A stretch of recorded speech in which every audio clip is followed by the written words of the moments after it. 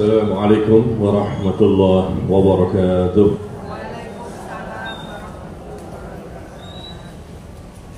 Innal hamdalillah nahmaduhu wa nasta'inuhu wa nastaghfiruh wa na'udzu billahi min shururi anfusina wa min sayyiati a'malina. May yahdihillahu fala mudilla lahu wa may yudlil fala hadiya lahu. Asyhadu an la ilaha illallah wahdahu la syarika lahu wa asyhadu anna Muhammadan abduhu wa rasuluh sallallahu alaihi wa ala alihi wa sallam. Ya ayyuhalladzina amanu taqullaha haqqa tuqatih wa la tamutunna illa wa antum muslimun, amma ba'd. Jemaah sekalian, Bapak Ibu yang berbahagia, kita mulai dengan kalimat syukur kepada Allah Tabaraka wa Ta'ala. Di pagi hari ini kita bisa bertemu kembali dan insya Allah sehat semua ya. Sehat semua Bapak Ibu? Alhamdulillah. Sehatnya zahir dan batin. Zahirnya sehat, batinnya sehat. Sudah soleh dan soleha semua. Sudah bertakwa semua. Sudah jelas sebagai penghuni sorga. Mau masuk sorga? Mau sekarang? Mau sekarang? Tentunya mau ya. Kalau Allah yang berfirman demikian. Ya, tapi ternyata kita tidak ada kepastian. Tapi mudah-mudahan ya kita semua nanti masuk ke dalam sorga. Ya, jemaah sekalian, kita hari ini kembali membahas kitab Hadits Arba'in yang ditulis oleh Al-Imam An-Nawawi rahimahullah. Dan pembahasan kita masuk kepada hadis yang ke-8, Al-Haditsul Tsamin, hadis yang ke-8. Silakan Bapak Ibu, ikhwan dan akhwat, melihat bukunya. Atau mungkin yang tidak punya bukunya bisa lihat di searching di Google. Ya, coba searching di Google yang punya handphone, ketik hadis arba'in yang ke-8.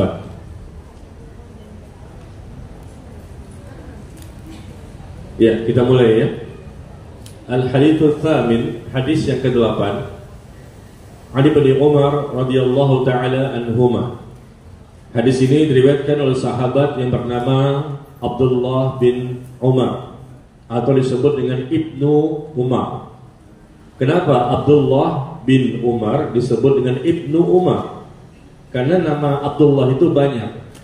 Orang Arab banyak menamakan anaknya dengan Abdullah. Abdullah bin Mas'ud, Abdullah bin Umar, Abdullah bin Abbas, ya, dan lain-lain. Sehingga karena banyak sekali yang menamakan Abdullah, Abdullah anaknya Umar, Abdullah anaknya Abbas dan seterusnya, maka suka disingkat oleh mereka Ibnu. Ibnu itu anak. Ibnu Umar berarti anaknya Umar. Ya, demikian ya.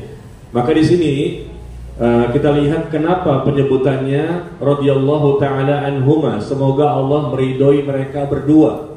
Mereka berdua ini maksudnya anaknya dan bapaknya sekaligus. Karena dua-duanya adalah sahabat Nabi sallallahu alaihi wasallam.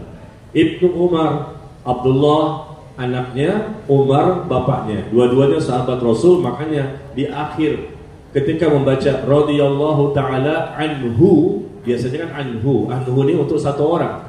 Tapi kalau anhuma berarti untuk dua orang. Berarti ya Abdullah dan bapaknya itu Umar bin Al-Khattab, ya. Demikian. Dan beliau seorang sahabat Abdullah bin Umar ini yang banyak sekali meriwayatkan hadis, ahli ibadah, ya, dan dipuji oleh Nabi SAW. Beliau meriwayatkan bahwa qala Rasulullah SAW, telah bersabda Nabi SAW, umirtu an uqatilan nas hatta yashhadu an la ilaha illallah wa anna Muhammadar Rasulullah. Beliau meriwayatkan bahwa Nabi SAW bersabda, aku diperintah, kata Rasul, aku diperintahkan untuk memerangi manusia.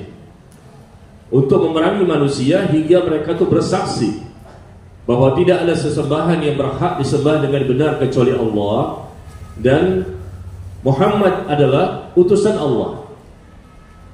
Ini perintah yang diberikan kepada Nabi SAW. Aku diperintah untuk memerangi manusia.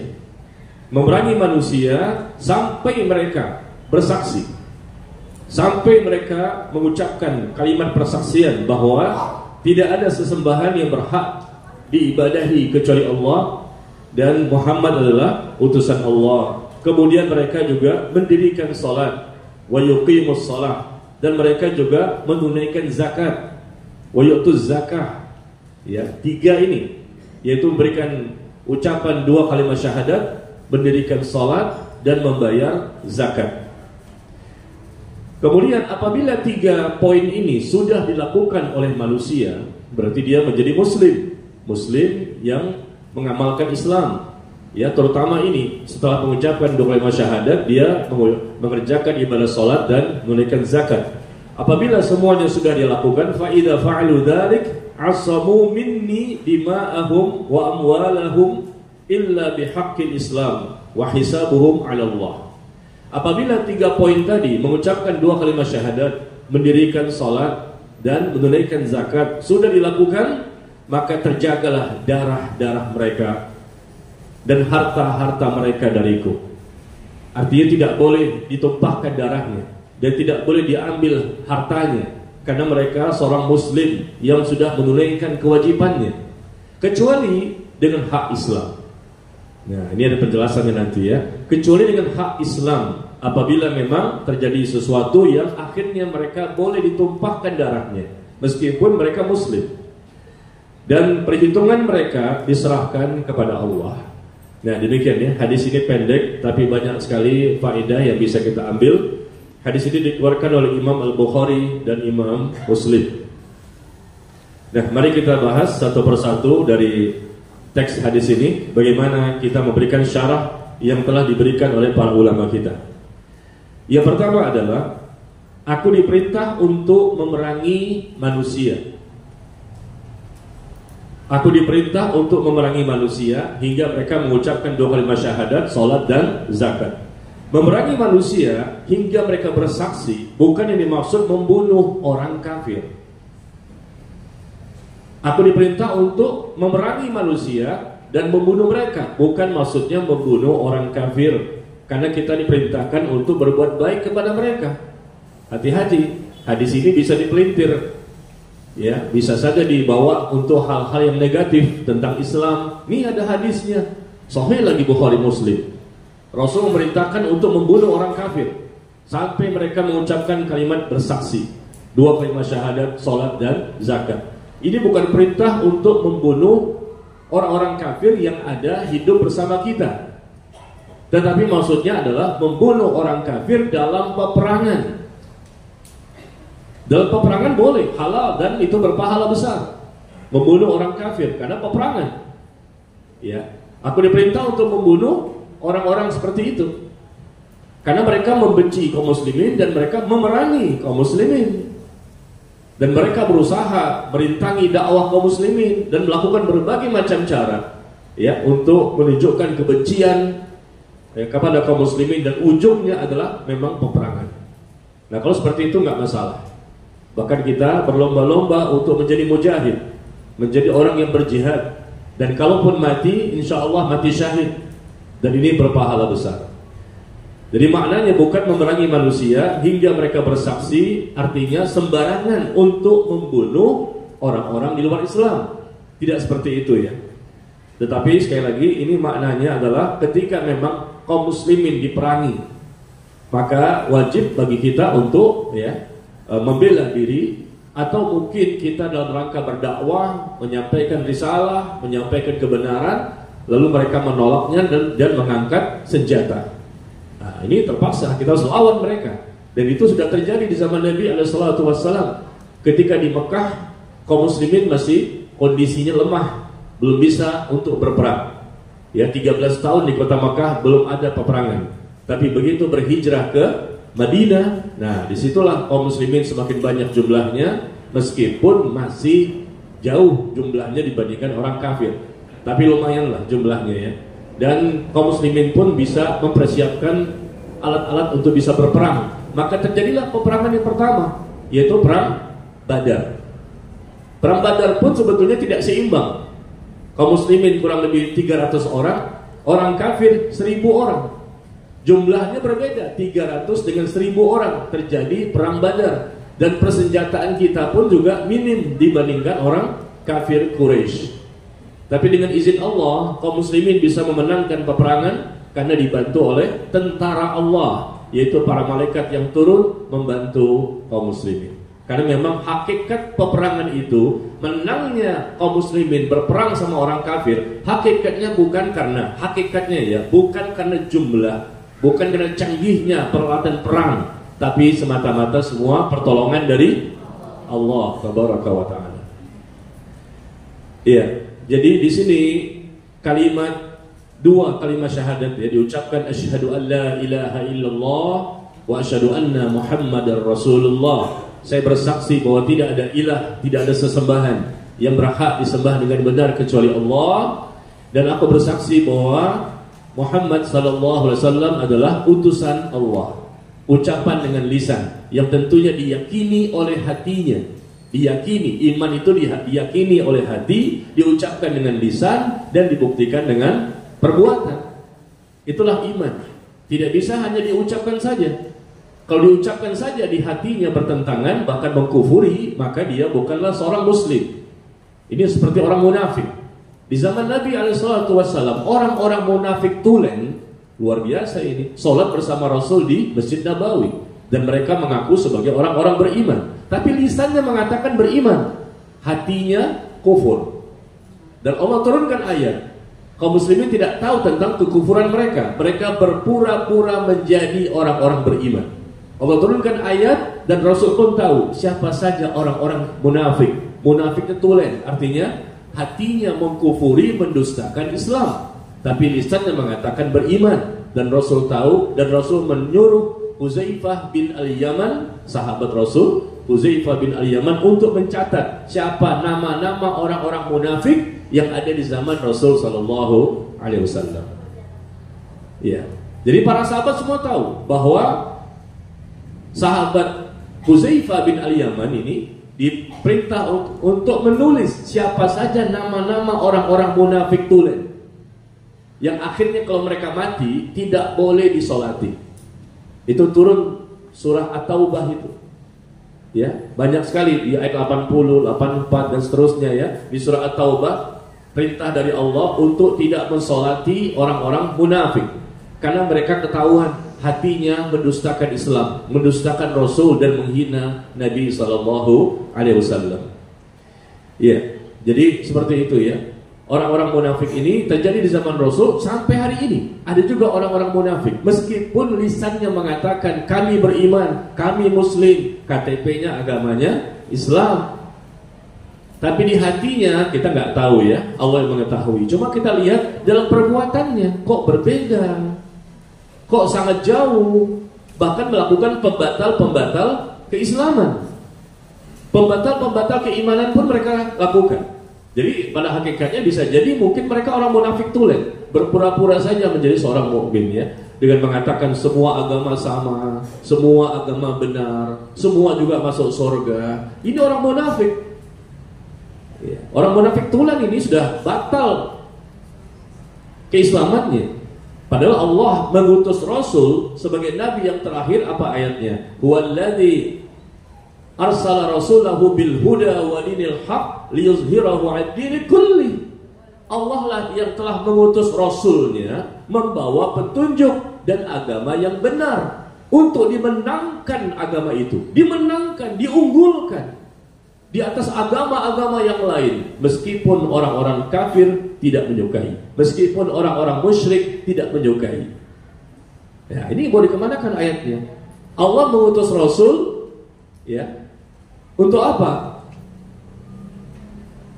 Untuk membawa hidayah, membawa kebenaran dan agama yang benar. Coba Bu, di mana itu ayat? Siapa yang tahu? Ya? Kurang dengar saya. Surah apa? Ayat berapa? Angkat tangan yang mana orangnya? Saya nggak kelihatan. Ya, coba. Surah apa? Sebentar Pak Ustadz, Google dulu. Iya betul. Barakallahu fiik. Iya, ada dua. Ada di surah As-Saff ayat 9. Iya. Lagi di surah Al-Fat. Masya Allah. Barakallahu fiik. Ini hadiahnya mana nih? Nah, langsung ada hadiah tuh. Alhamdulillah. Apa itu? Kunci mobil. Iya, ya. Di surah apa tadi? As-Saff ayat 9 sama Al-Fat ayat ke-28 ya. Ada dua ya, Al-Fat ayat ke-28 dan As-Saff ayat ke-9. Huwallazi arsala rasulahu bil huda. Dialah Allah yang telah mengutus rasulnya ya, mengutus rasulnya untuk membawa hidayah. Al-Qur'an itu hidayah. Firman Allah, petunjuk, dan Allah mengutus rasul untuk membawa agama yang benar. Untuk dimenangkan agama itu, untuk diunggulkan, ditinggikan di atas agama-agama yang lain. Ya, kenapa? Karena agama yang lain itu tidak benar. Dan itu semuanya buatan manusia. Satu-satunya agama yang berasal dari Allah hanyalah Islam. Ya, demikian.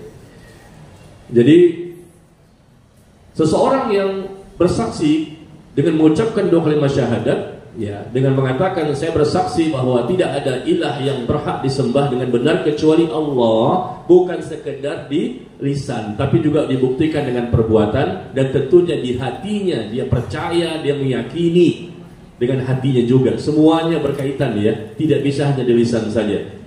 Karena banyak sekali orang-orang yang mengatakan di lisan, dalam perbuatannya justru ya melakukan pembatal-pembatal keimanan, dan akhirnya dia tidak dianggap lagi sebagai seorang muslim. Dan dia juga bersaksi bahwa Muhammad adalah utusan Allah sallallahu alaihi wasallam, berarti dia tidak mengambil syariat dari nabi-nabi sebelumnya. Dia sebagai umat yang terakhir, dengan nabi yang terakhir, dengan kitab suci yang terakhir, ya, berarti dia mengikuti syariat yang dibawa oleh nabi yang terakhir. Kalau beriman, semua nabi diimani, semua rasul diimani bahwa mereka adalah nabi dan rasul dari Allah, utusan Allah, ya, diimani, diyakini. Tapi untuk diikuti tidak boleh. Untuk semuanya diikuti. Karena yang diikuti adalah nabi di zaman mereka hidup saja. Nah, karena kita saat ini adalah berada di zaman era nabi yang terakhir, maka tidak boleh mengikuti nabi-nabi yang lain dari sisi syariatnya. Dan kalau mengikuti agama-agama yang lain atau syariat dari nabi-nabi sebelumnya, maka tidak dikatakan mereka sebagai orang yang beriman dengan benar, maka itu bisa membatalkan keislamannya. Nabi SAW bersabda dalam hadis yang dikeluarkan oleh Imam Muslim, hadis yang sahih ya, la yasma'u bi ahadun min hadhil ummah yahudiyyun wala nasraniyyun thumma yamutu, ya, thumma yamutu wa lam yu'min billadhi ursiltu bi illa kana min ashabin nar. Ini menentukan ya, salah satu hadis ini Rasul mengatakan la yasma'u bi ahadun min hadhil ummah, tidak seorang pun dari umat ini, ya, baik Yahudi maupun Nasrani, yang mereka mendengar tentang diriku. Tidak seorang pun dari umat ini, baik dari Yahudi maupun Nasrani, siapapun mereka, yang mereka sempat mendengarkan tentang diriku, kemudian mereka meninggal dalam kondisi tidak mau beriman dengan apa yang aku bawa, tidak mau beriman dengan agama yang aku diutus dengannya, melainkan dia pasti termasuk penghuni neraka jahanam.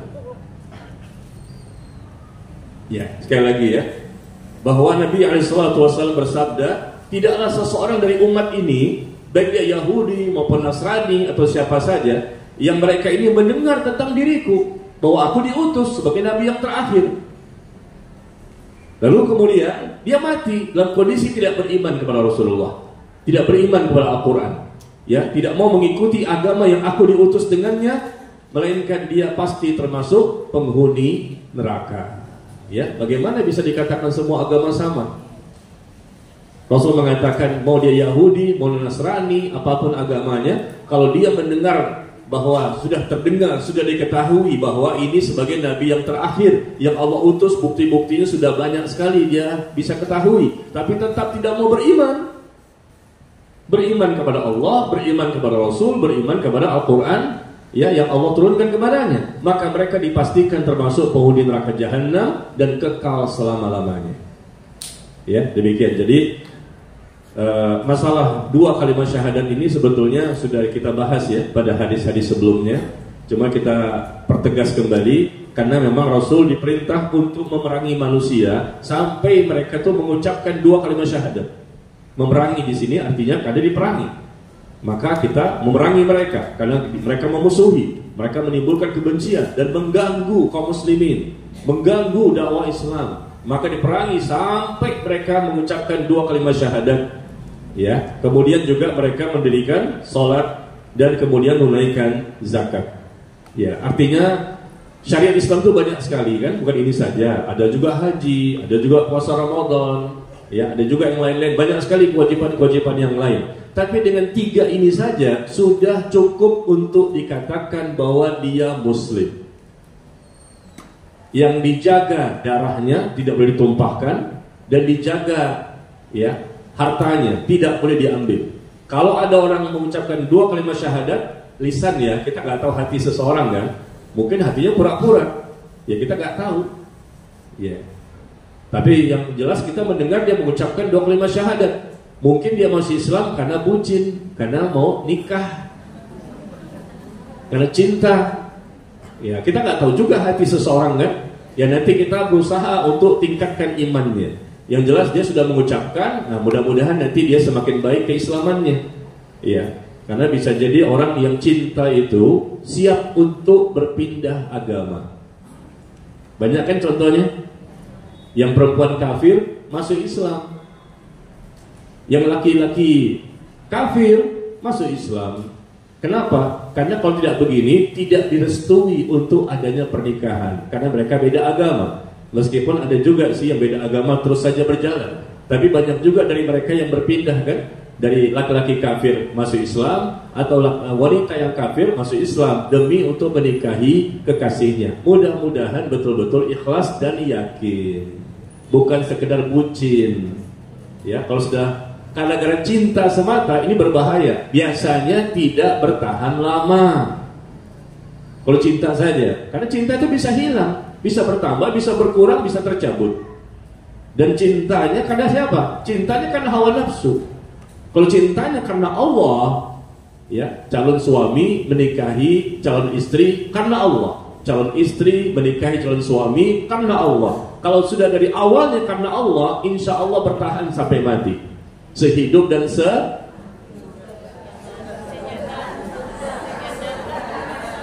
bukan sehidup semati, sehidup sesurga.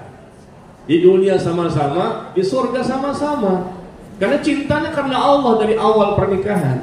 Nah begitu ya. Tapi kalau memang dari awalnya bukan karena Allah, karena hawa nafsu, dikhawatirkan nantinya tidak serius, ya, tidak betul-betul sungguh-sungguh. Akhirnya di pertengahan jalan mereka balik lagi ke agama sebelumnya. Terjadi nggak? Terjadi banyak. Nauzubillah ya. The love is blind. Apa artinya bu? Cinta itu buta. Buta ya, membutakan mata dan hati. Nauzubillah min dzalik. Jadi mengucapkan dua kalimat syahadat, kemudian sholat dan zakat, maka dia sebut sebagai seorang muslim. Dan kemudian tidak boleh ditumpahkan darahnya, tidak boleh dibunuh ya, karena sesama muslim, dan tidak ada peperangan tentunya, dan tidak boleh diambil hartanya. Apabila mereka melakukan itu, kata Rasulullah, fa idza fa'alu dzalik asamu minni dima'ahum wa amwalahum. Apabila mereka melakukan itu tiga-tiganya, maka terjagalah dari mereka itu darah mereka dan harta mereka, kecuali, nah kecuali nih, boleh ditumpahkan meskipun dia muslim, boleh dibunuh meskipun dia muslim, illa bihaqqil Islam wa hisabuhum 'ala Allah. Nah di sini ada pembolehan pengecualian ya. Seorang muslim itu boleh dibunuh. Kapan itu? Seorang muslim boleh dibunuh. Yang pertama,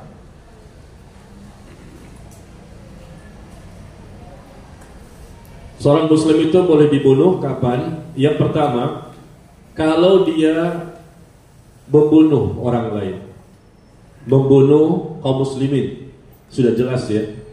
Dia membunuh, perencanaan, ada senjata, dia mengaku, dia membunuh kaum muslimin, terjadi qisas. Awalnya tidak boleh umat Islam itu dibunuh, tapi boleh dibunuh apabila mereka terbukti ya membunuh orang lain, sesama kaum muslimin. Apalagi mereka membunuh orang-orang beriman, maka hukumnya qisas. Mereka pun dibunuh kalau tegak hukum Islam, ya. Seperti di Saudi Arabia ya.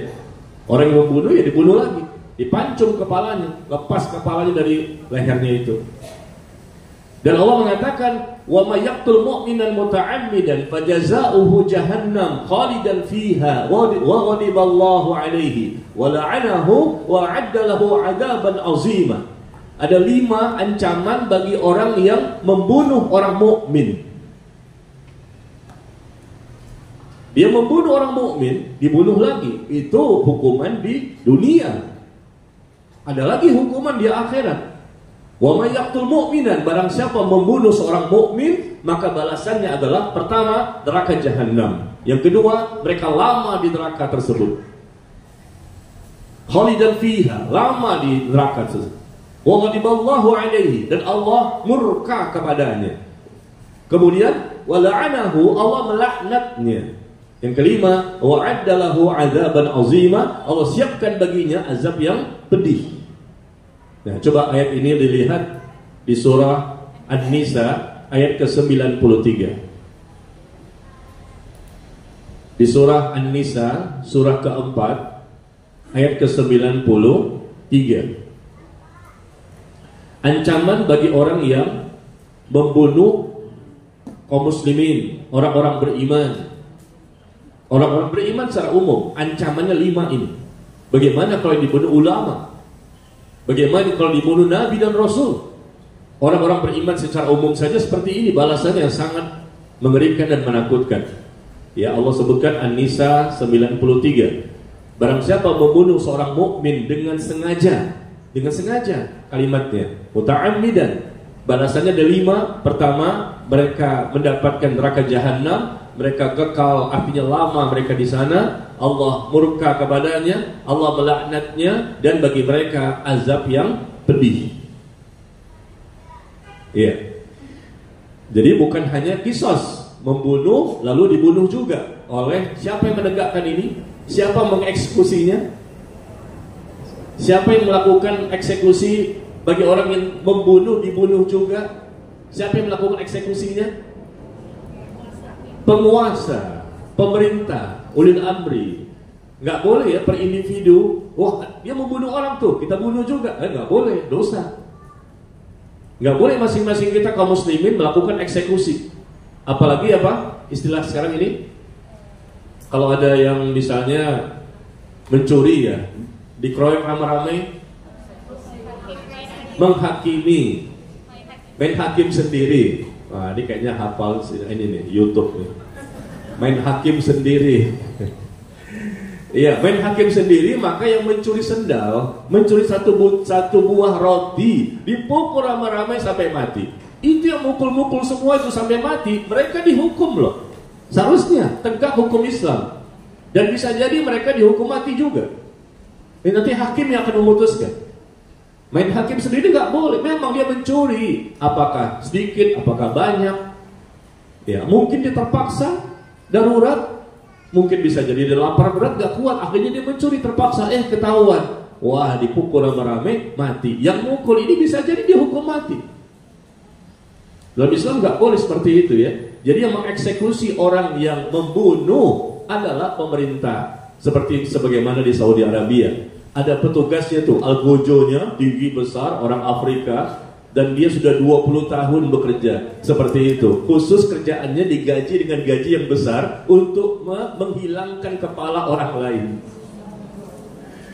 Saya baca itu ada YouTube-nya juga ada ya. Seorang dari Afrika sana tinggi besar, dan dia sudah menjadi warga negara Saudi Arabia, gajinya besar. Dan tugasnya apa? Memenggal kepala orang lain. Dan itu berpahala. tidak berdosa. Nggak bisa, kalau kita nggak bisa melihat darah aja pingsan. Ada Pak, ada ikhwan yang dibekam. Nah kemudian yang bekam ini nunjukin, Pak, ini kayaknya bapak nih ada penyakit nih, ditunjukin darah ke dia, jatuh pingsan. Ada. Jadi pembekam ini cerita kepada saya, karena saya juga kadang-kadang dibekam ya. Yang bekam saya tuh cerita, saya pernah bekam orang lain, seorang ikhwan.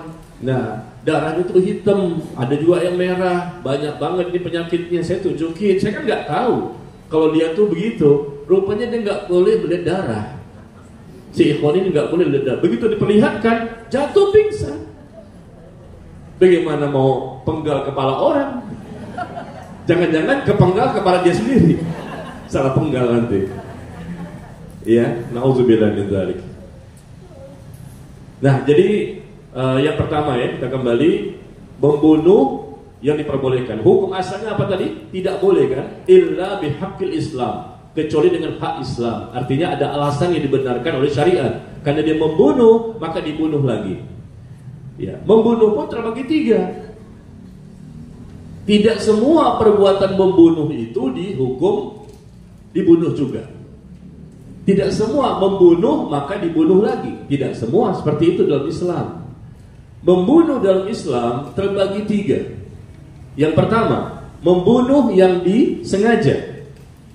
Yang kedua, membunuh seperti disengaja. Yang ketiga, membunuh tidak sengaja. Coba tuh lihat bagaimana. Mana ada agama lain seperti ini? Rinci banget ya, nggak sembarang untuk menghilangkan nyawa orang lain. Diatur dalam syariat dan masing-masing ada hadisnya. Ya, kalau kita buka kitab-kitab fikih, ya semua kitab fikih yang insya Allah lengkap detail, ada pembahasan ini, masalah membunuh. Pertama, membunuh dengan sengaja. Yang kedua, membunuh seperti disengaja. Seperti disengaja. Yang ketiga, membunuh tidak disengaja.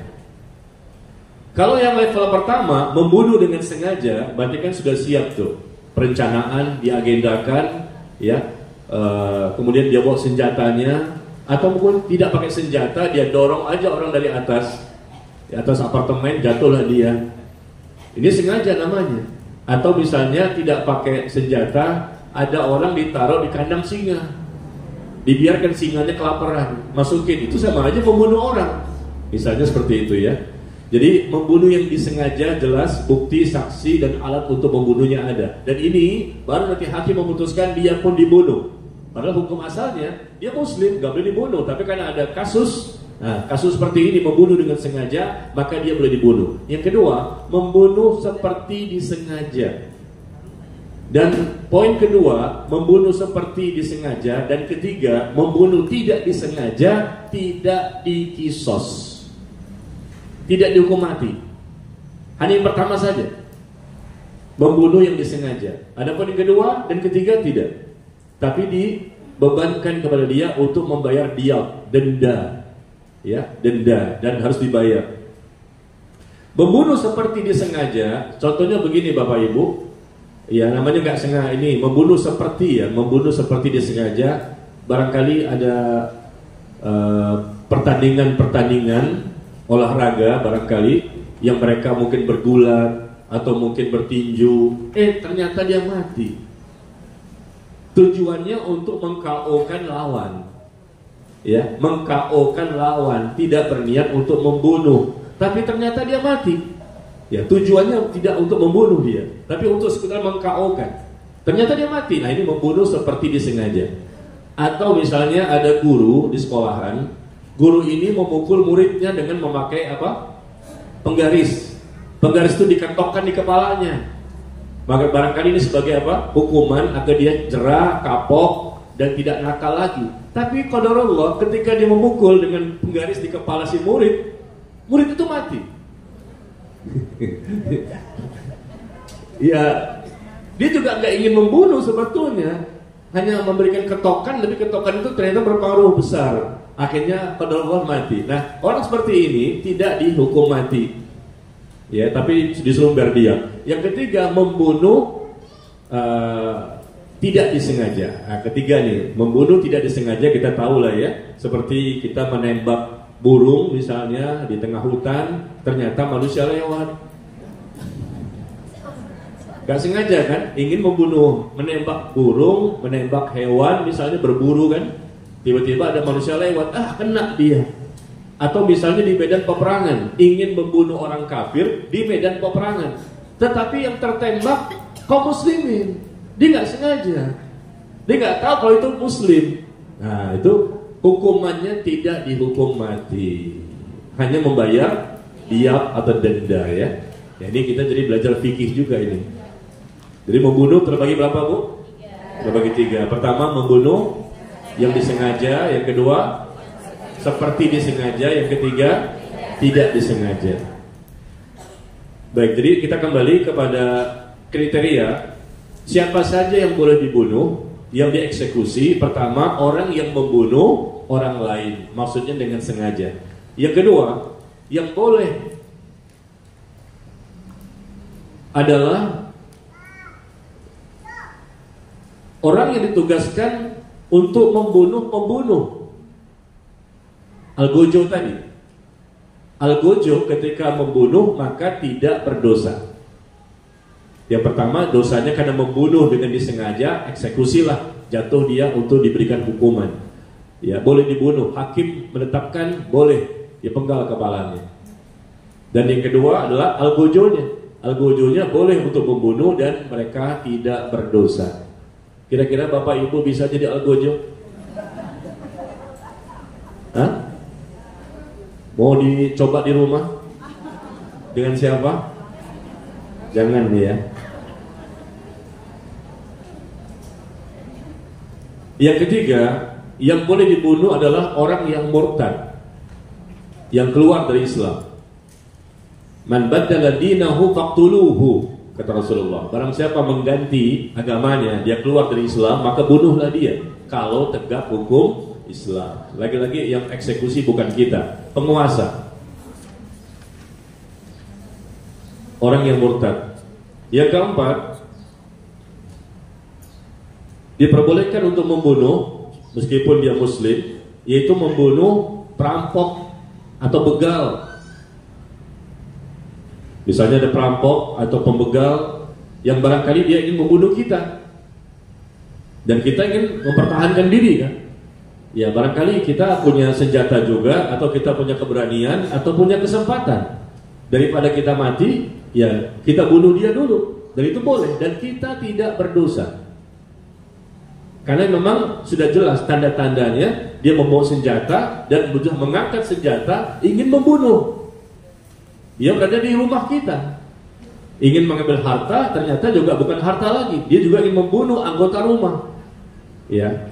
Atau mungkin begal yang kita lihat saat ini ya, orang-orang yang sudah luar biasa kejahatannya, dia penggal lengannya ini, tangannya sampai berdarah-darah jatuh. Andai kata kita bisa mengalahkan dia, kita bergumul, kita berkelahi, kita berhasil membunuhnya, maka kita tidak berdosa. Ya, meskipun dia seorang muslim, boleh kita membunuhnya. Karena memang kalau kita tidak melawan, tidak membela diri, bisa jadi kita yang mati. Seperti itu ya. Yang kelima, yang diperbolehkan adalah membunuh orang kafir harbi. Membunuh orang kafir harbi, orang kafir di medan perang, atau muslim yang zalim di medan perang. Membunuh orang kafir harbi. Orang kafir harbi ini orang kafir yang memusuhi kaum muslimin dan mereka memerangi kaum muslimin. Atau muslim yang zalim di medan perang. Kita boleh memerangi kaum muslimin, sesama kaum muslimin di medan perang. Apabila mereka memberontak atau mereka ini tidak mau taat patuh kepada penguasa ulil amri.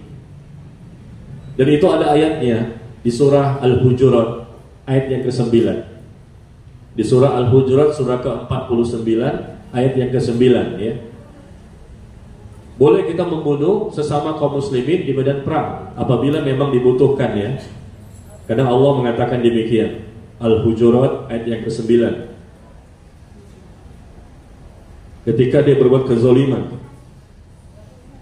Atau misalnya di zaman Abu Bakar As-Siddiq, kita tahu kan di zaman Abu Bakar As-Siddiq radhiyallahu an, ada kaum muslimin yang murtad. Di zaman Rasul mereka pura-pura rupanya menjadi muslim.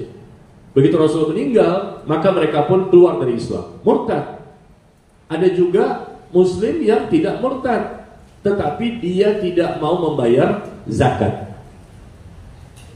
Rasul meninggal diganti oleh Abu Bakar As-Siddiq radhiyallahu an. Ternyata ada kaum muslimin yang murtad, ada juga muslim yang tidak mau membayar zakat, dan mereka mengangkat senjata.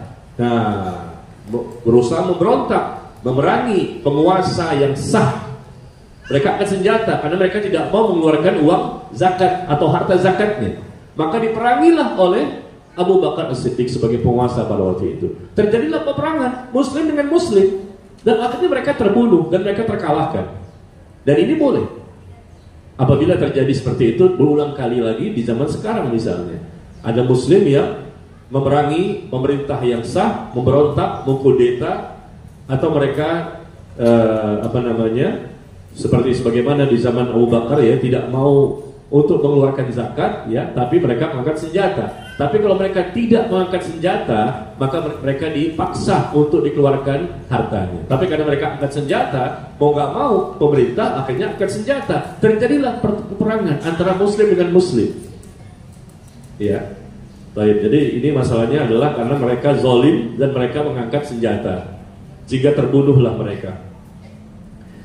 Kemudian yang keenam, pembunuhan yang diperbolehkan illa bihaqqil Islam ya, adalah orang yang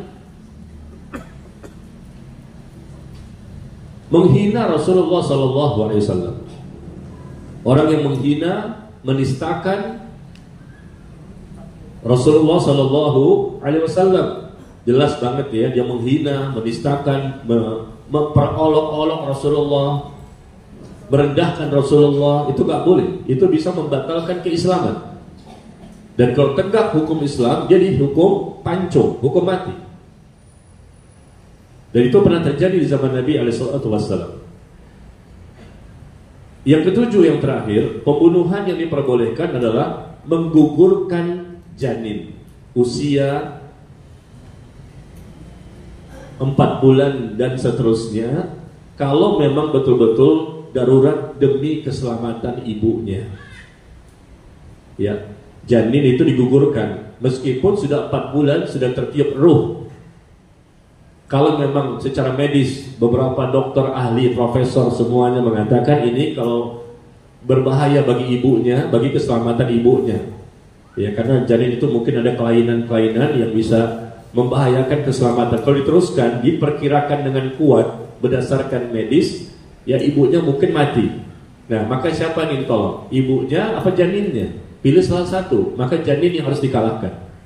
Ya, ini kan membunuh, namanya membunuh kan, udah ada rohnya, udah 4 bulan dia tiap roh, tapi terpaksa darurat. Segala sesuatu yang sifatnya darurat itu diperbolehkan. Ya, demikian ya, ada 7 poin ini, sehingga darah boleh ditumpahkan berkaitan dengan kasus-kasus yang ada. Kemudian berikutnya, selain membunuh apa lagi? Nabi SAW bersabda, la yahillu damu mri'in muslimin illa bi ihda thalathin. Tidak halal darah seorang muslim ditumpahkan, gak boleh dibunuh, kecuali dengan 1 dari 3 perkara. Salah satu dari 3 perkara. Salah satunya ada, boleh dibunuh. Pertama, orang yang berzina dalam keadaan sudah menikah. Orang yang berzina sedangkan dia itu sudah pernah berkeluarga, sudah pernah menikah, ketahuan dia berselingkuh, dia berzina, bukti ada, saksi ada, atau pengakuan. Kalau tegak hukum Islam, maka dia, si suami atau istri ini, dihukum rajam. Dihukum rajam itu lebih sakit, Bu, dibandingkan ditembak. Ditembak mati, sudah selesai. Hukum rajam, ditanam, dipendam ya, sampai leher di sini, Bu, Bapak. Dipendam, tinggal leher ke atas saja yang kelihatan, dipendam ke dalam tanah, leher ke atas dilempari dengan batu sampai berdarah, sampai penyok-penyok tuh, bengkak-bengkak wajahnya sampai mati. dilempari, ya, sampai mati. Itu hukum rajam. Karena dia sudah pernah menikah, dia bukan bujang dan gadis. Dia sudah pernah menikah, dia suami berselingkuh, berzina, mungkin istri berselingkuh, berzina, ketahuan, bukti, saksi, dia pun mengakui. Kalau tegak hukum Islam, yang mengeksekusi siapa? Tetap pemerintah, bukan kita masing-masing. Hukum rajam itu kan membunuh, tapi diperbolehkan. Rasul mengatakan demikian. Tapi kalau dia masih gadis, belum pernah menikah, sama perjaka, bujang yang belum pernah menikah, kalau terjadi perzinahan, maka hukumnya apa, Bu? Pak?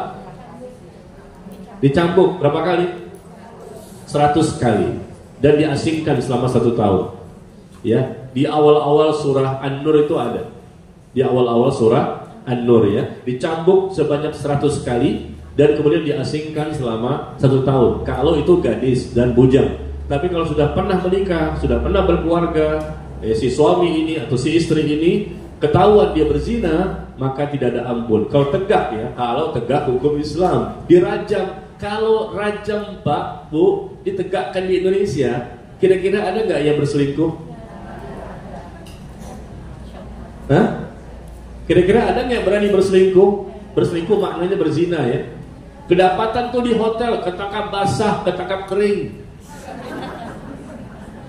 Divideokan lagi, suaminya yang memvideokan, istrinya lagi dalam kondisi yang terbuka auratnya, dan divideokan, masukin di YouTube. Atau istrinya yang menangkap basah suaminya, ada di hotel, ada di mana, dalam kondisi pakaian terbuka juga. Ini kan berzina. Tapi kemudian apa? Begitu saja, hilang sudah. Ya, mungkin hebohnya kan dimasukin YouTube saja. Seringkali kita buka sosial media itu berita-berita seperti ini. Terus diapain mereka? Hukumannya ada enggak? Yang ada itu kalau diperkosa, baru ada hukuman. Tapi kalau sama-sama ikhlas, sama-sama ridho, apakah gadis dan bujang atau sama-sama yang sudah pernah menikah, sepertinya setahu saya nggak ada hukuman yang berat. Hanya diangkat ke publik, dan setelah itu selesai. Apalagi bisa cincai. Tidak ada hukuman yang berat. Akhirnya berselingkuh banyak banget. Kita taunya banyak dari mana? Karena sosial media. Ada lagi di Google banyak, di YouTube banyak. Ibu-ibu nggak tahu kan? Nggak tahu. Karena ibu-ibu nggak main sosial media, Pak. Kita kan main sosial media. Ibu-ibu ini nggak main sosial media. Di rumah nih ibu-ibu ngapain? Masak, nyuci, baca Quran dan hadis.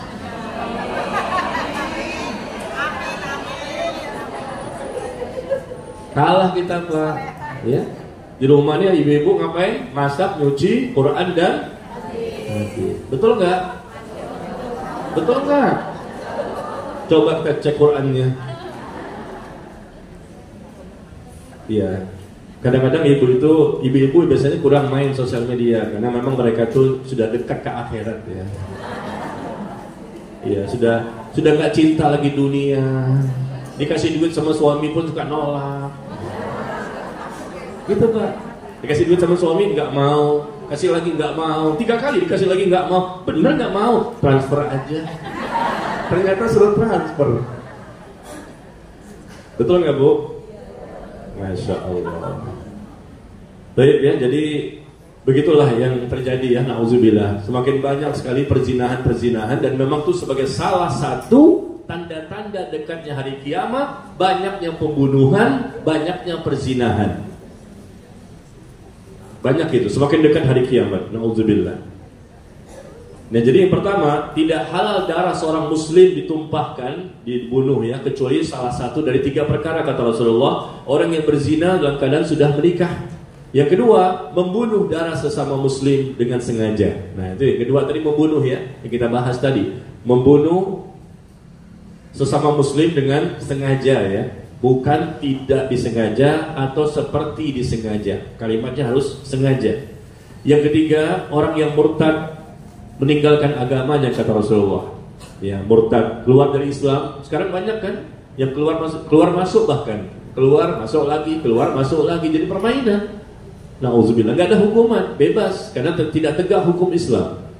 Kalau mereka mau kafir, dari awal mereka kafir, Bu, sampai mati, Pak, mereka kafir. Silakan. La ikraha fid din, nggak ada paksaan dalam agama.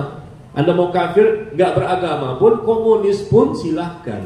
Tetapi kalau Anda sudah menjadi Muslim, nggak boleh keluar lagi.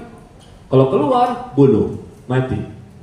Oh, itu tegas itu hukum Islam. Man baddala dinahu faqtuluhu, kata Rasulullah. Barang siapa mengganti agamanya, maka bunuhlah dia. Konsekuensinya seperti itu. Dan kemudian meninggalkan jamaah kaum muslimin. Dia meninggalkan jamaah kaum muslimin berarti dia memberontak kepada pemerintah yang sah, ya, dia mengkudeta kepada pemerintah yang sah. Maka terjadilah, ya, mungkin petugas keamanan nih, mungkin ya polisi, mungkin ya ABRI, ya, mendapati orang-orang yang ingin memberontak. Ini andai kata terjadi memberontak, mengkudeta, dan mereka pun memerangi pemerintah. Sebagaimana di mana, Bapak Ibu? Di daerah mana, Bu?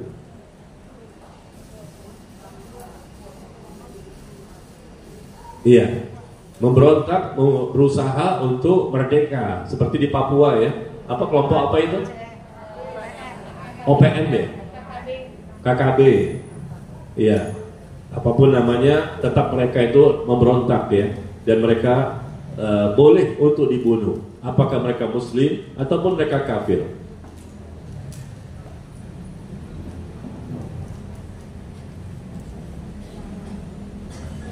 Ya, inilah yang kita ketahui, ya. Jadi pemahaman hadis ini, apabila mereka sudah mengucapkan 2 kalimat syahadat, mendirikan sholat, mendirikan zakat, maka mereka terjaga, ya, darah mereka dan harta mereka, kecuali dengan hak Islam. Yaitu poin-poin yang kita sampaikan tadi, dan perhitungannya kembali kepada Allah. Sampai di sini penjelasan yang bisa saya sampaikan, dan selebihnya kita masuk pada soal jawab.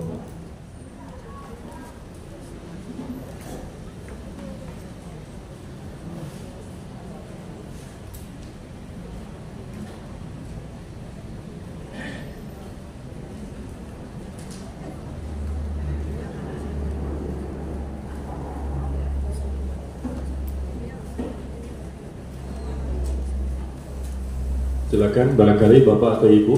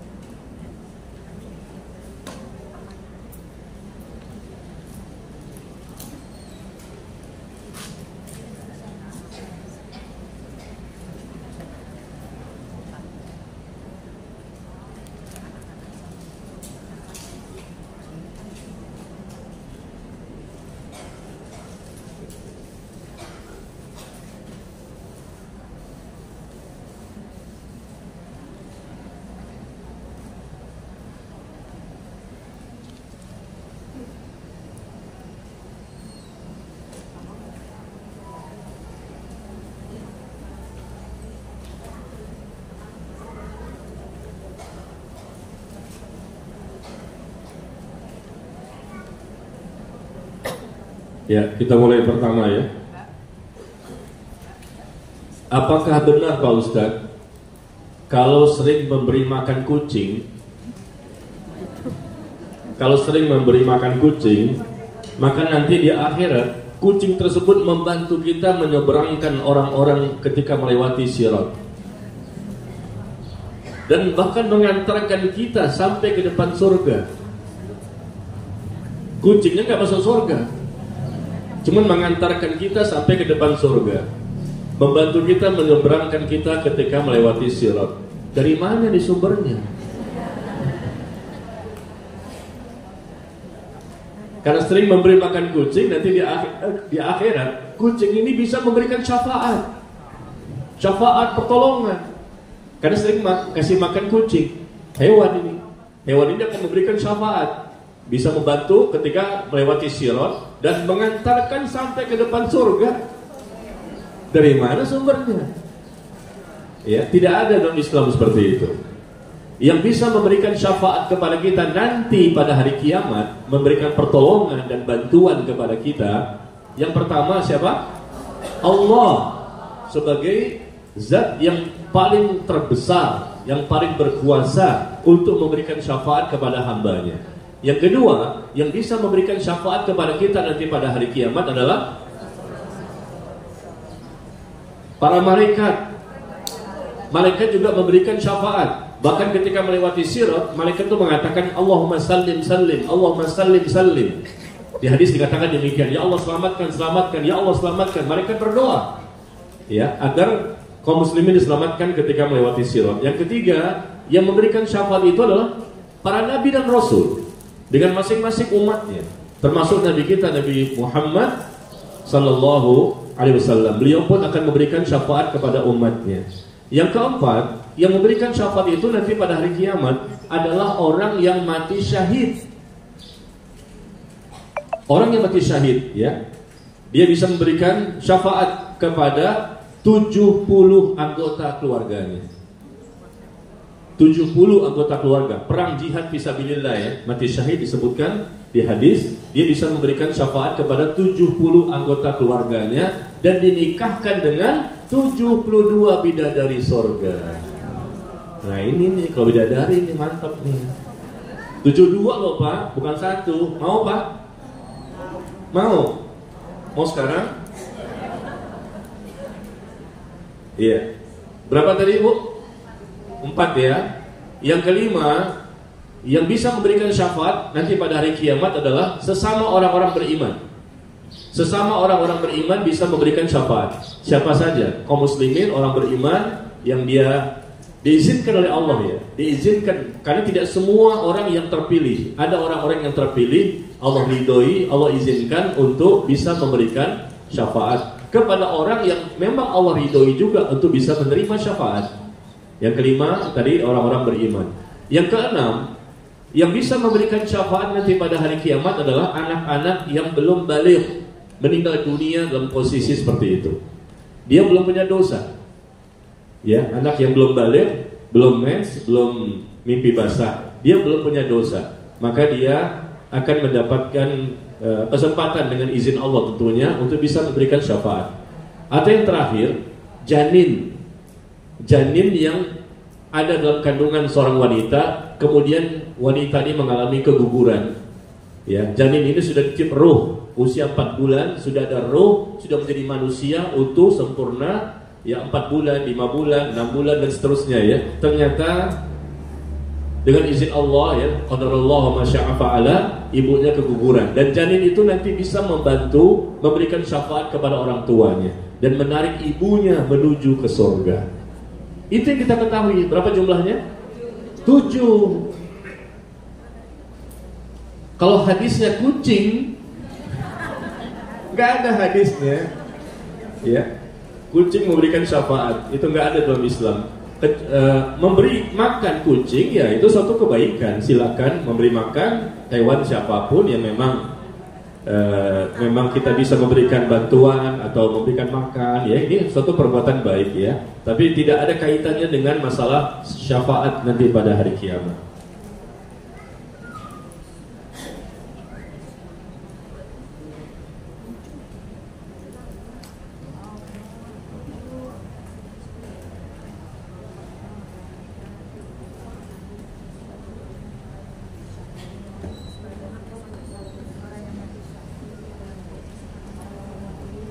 Kemudian berikutnya adalah Ustadz, bagaimana dengan menjalankan puasa Daud? Karena tadi hanya boleh mengimani Nabi sebelumnya, tidak dengan syariatnya. Oh ya, bagus ya, barakallahu fiik. Ya, puasa Daud boleh kita lakukan karena sudah direkomendasikan oleh Nabi sendiri. Nabi kita Nabi Muhammad SAW yang merekomendasikan dan memperbolehkan kita untuk mengikuti beberapa syariat nabi-nabi sebelumnya. Kan Nabi yang memperbolehkan, maka boleh. Tapi kalau nggak ada penjelasan, Quran nggak ada, hadis nggak ada, tapi kita ikuti saja syariat nabi-nabi sebelumnya, oh nggak boleh. Sama seperti puasa Asyura, tanggal berapa? 10 Muharram. Puasa Asyura kan dari zaman Nabi Musa. Dan Rasul mensunnahkan, karena memang Rasul merekomendasikan, memperbolehkan, mensunnahkan, maka kita boleh. Begitu caranya. Ya, jadi kita nggak boleh mencomot-comot saja. Andai kata kita tahu nih ada syariat nabi-nabi sebelumnya dahulu, tapi Rasul sebagai nabi yang terakhir tidak mensyariatkan. Nah, kita nggak boleh mengikutinya. Tapi kalau Rasul mensyariatkannya, maka boleh kita mengikutinya. Ibu-ibu di sini kayaknya level puasanya bukan Senin Kemis ya, puasa Nabi Daud ya. Betul Bu? Pernah nggak saya cerita di sini? Ada ibu-ibu yang 82 tahun di dekat rumah saya Bu, belum ya? 82 tahun Pak, udah tua belum? Ada nenek-nenek dekat rumah saya, usianya 82 tahun. Dia berpuasa Daud, sehari puasa, sehari tidak, sehari puasa, sehari tidak, sudah 15 tahun. Sejak usia 67 start puasa Daud. Sekarang masih hidup. Usianya 82. Masya Allah, luar biasa. Allah berikan kekuatan kepadanya. Justru semakin tua semakin gak kuat dong. Ya enggak? Ramadan aja berfidyah terus biasanya, udah gak kuat fisiknya. Ini startnya mulai puasa Daud umur 67. Sebelumnya Senin Kemis, Aimul Bid, ya udah terlatih barangkali, ya Allah berikan dia kekuatan. Mulai start 67 sampai 82, sekarang masih hidup. Istiqomah Bu, saum Daud 15 tahun. Siapa yang bisa melakukan? Dan ini gak tidak sampai tersiar kemana-mana beritanya. Jadi ceritanya pada beberapa waktu yang lalu istri saya mendatangi ibu ini, karena ibu ini, si nenek ini 82 tahun adalah teman dari mertua saya, ya, teman mertua, jadi mertua perempuan ya, temannya, karena mertua juga meninggalnya 82. Nah, istri saya mendatangi teman ibunya ini, teman ibunya waktu ibunya masih hidup, ya namanya silaturahmi lah ya, kepada teman-teman ibunya. Pas ke situ, anaknya cerita, anaknya si ibu ini, bahwa ibu saya sudah 15 tahun puasa Nabi Daud. Masya Allah. Kita satu komplek perumahan nggak tahu, ini ibadah tersembunyi. 15 tahun. Ya, maka saya ceritakan di sini dan saya memprediksi sepertinya ibu-ibu juga seperti itu. Ya Pak ya. Beda-beda tipis lah. Beda-beda tipis lah. Betul Bu? Betul Pak Ustadz. Nanti kami startnya 67. Kan nenek itu mulainya 67. Ibu-ibu juga mulainya 67 nanti ya. Oh, pinter cari-cari alasan dia. Oke Pak Ustadz, tapi nanti kami mulainya bukan sekarang. Masya Allah. Malu ya. Kita masih kuat, masih sehat, masih muda. Ini orang tua, udah sepuh, istiqomah lagi. Istiqomah kan susah. Oke, kita pernah berpuasa, barangkali puasa Daud, oke lah. Berapa lama? Sebulan, habis itu batal lagi. Setahun, habis itu batal lagi. Ini kan istiqomah 15 tahun. Ya Allah, subhanallah ya. Ada orang yang menonjol ibadah puasanya, ada yang orang yang menonjol ibadah sholat malamnya. Dan saya juga pernah bertemu Bu, ibu-ibu yang puluhan tahun setiap hari sholat malam. Dari sejak muda, dari sebelum menikah sampai punya anak-anak 7, sampai dia meninggal, setiap malam sholat malam. Berhentinya ketika haid dan nifas. Subhanallah, jam 2 udah bangun. Itu yang saya ketahui ya, ibu itu, Masya Allah ya. Setiap malam, dia puasa Daudnya enggak, dia menonjol di sholat malamnya. Nah, ibu yang saya ceritakan itu kan tetangga, itu puasa Daudnya, sedangkan ibu ini adalah sholat malamnya. Ada juga yang saya tahu juga, seorang akhwat dia sholat duha. Sholat duha dari sejak SMP sampai SMA, sampai kuliah, sampai sekarang punya anak 3. Tetap sholat duha setiap hari, berhentinya cuma haid dan nifas. Istiqomah itu loh. Kita pernah sholat duha? Pernah. Tapi istiqomah enggak?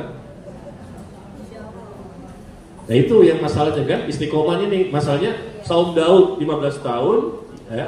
Kemudian ibu ini yang saya kenal juga puluhan tahun dia sholat malam setiap jam 2 itu bangun sampai subuh. Subhanallah. Yang satu lagi yang saya tahu, akhwat juga sholat duha ya sejak SMP sampai hari ini. Dan siapa yang mampu mengamalkan semuanya? Sholat malam setiap hari, puasa Daud continue, dan puasa sholat duha juga continue. Siapa yang bisa tiga-tiganya ini? Ternyata ibu-ibu di sini. Betul Bu? Jangan bilang betul, itu riya nanti.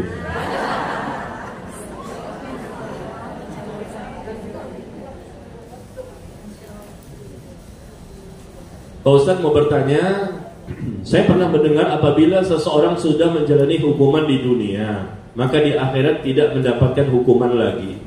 Sementara saya dengar dari penjelasan Ustadz, dia akan mendapatkan hukuman lagi di akhirat. Betul, Masya Allah, barakallahu fiik.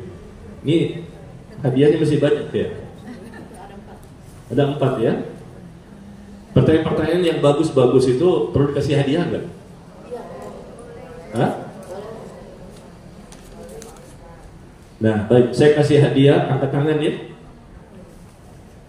Yang puasa Daud 15 tahun. Puasa Daud 15 tahun? Nggak boleh Pak Ustadz, takut riak kita. Ya udahlah, sholat malam 15 tahun juga nggak bisa ya. Ini boleh nih.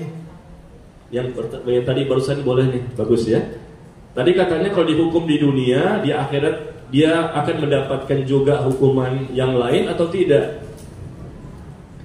Iya, di dunia dia mendapatkan hukuman, di akhirat kena lagi. Kata Allah, barang siapa membunuh seorang mukmin dengan sengaja, dia mendapatkan neraka Jahannam. Dia kekal di dalam siksaan tersebut dalam waktu yang lama maksudnya. Kemudian Allah murka kepadanya, Allah melaknatnya. Dia mendapatkan azab yang pedih. Di dunia dia mendapatkan, di akhirat dia mendapatkan. Kenapa? Kok dua-duanya dapat? Karena dia tidak bertaubat. Intinya di situ.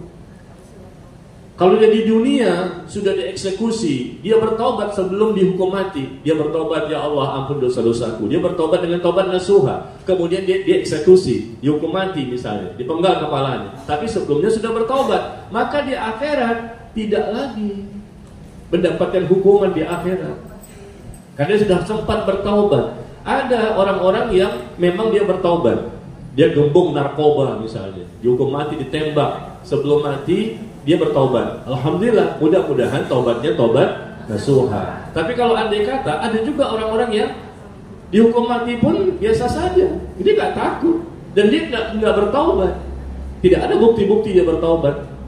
Nah, yang seperti ini, ya, insya Allah peluang yang sangat besar dia akan bisa mendapatkan kembali siksaan di akhirat.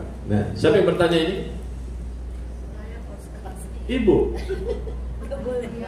Gaji dong. Yang bertanya panitia. Gimana? Kasih nggak nih panitianya?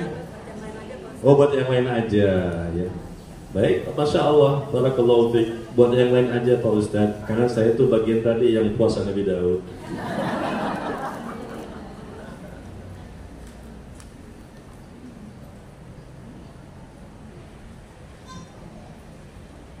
Bolehkah berdoa di sholat malam? Semua dibaca dan diucapkan sebelum salam. Semuanya termasuk yang pakai bahasa Indonesia. Sebelum salam ya. Kita disunahkan kan sebelum salam. Ya kita berdoa. Setelah innaka hamidum majid. Ya kita berdoa. Allahumma inni a'udzubika min adzabi jahannam. Wa min adzabil qubur. Wa min fitnatil mahya wal mamat. Wa min fitnatil masihid dajjal. Atau contoh doa yang lain, Allahumma a'inni ala dzikrika wa syukrika wa husni ibadati. Atau contoh yang lain yang Rasul pernah juga contohkan sebelum salam, Allahumma inni a'udzubika minal ma'thami wal maghrami. Belum pernah ya? Allahumma inni a'udzubika minal ma'thami wal maghrami. Ya Allah, aku berlindung kepadamu dari dosa dan hutang. Rasul berlindung kepada Allah dari dosa dan hutang. Berarti hutang itu jangan sembarangan, Bu. Ya, Rasulullah berlindung, berarti ini bisa membahayakan seseorang. Nah, kemudian di sini dikatakan semua dibaca doa-doa itu, Masya Allah, diucapkan sebelum salam. Boleh nggak? Silakan, bebas. Ya, baca doa apa saja. Cuma semua ini dipakai bahasa Indonesia. Nah, ini yang beda pendapat di kalangan para ulama ya. Ada yang mengatakan boleh, ada yang mengatakan tidak. Kalau saya lebih cenderung kepada pendapat yang mengatakan tidak. Dalam hati saja cukup. Ya, kalau bahasa Indonesia cukup dalam hati, tidak dilafazkan dengan lisan. Ya, silakan doanya bebas. Karena Allah itu maha mendengar, maha mengetahui apa yang kita inginkan di hati kita.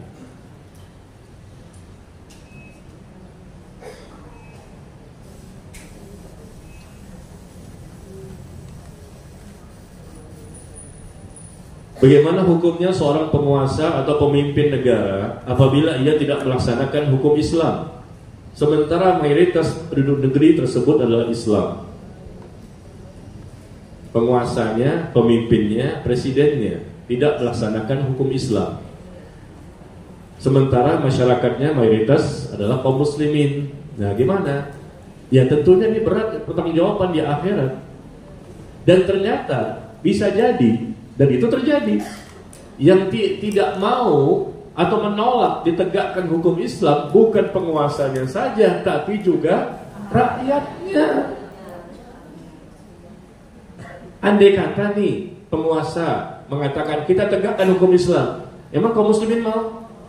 Enggak juga semuanya mau. Ayo, yang menolak juga banyak. Wah, masa membunuh dibunuh juga? Masa kalau berselingkuh dirajam? Oh, banyak sekali yang menolak. Banyak karena kaum muslimin boro-boro mau sholat aja enggak, ngaji juga enggak. Sekedar Islam KTP doang banyak. Yang melakukan dosa syirik pun masih banyak. Yang menyelisih sunnah masih banyak. Jadi kita jangan mengatakan bagaimana pemimpin. Ya pemimpin dia penguasa, pasti dia punya saham ya, kontribusi dari dosa. Jadi pemimpin dosanya paling besar. Tetapi sebetulnya yang menolak itu bisa jadi juga rakyatnya. Meskipun rakyatnya mayoritas, belum tentu mereka setuju semuanya. Ya kan?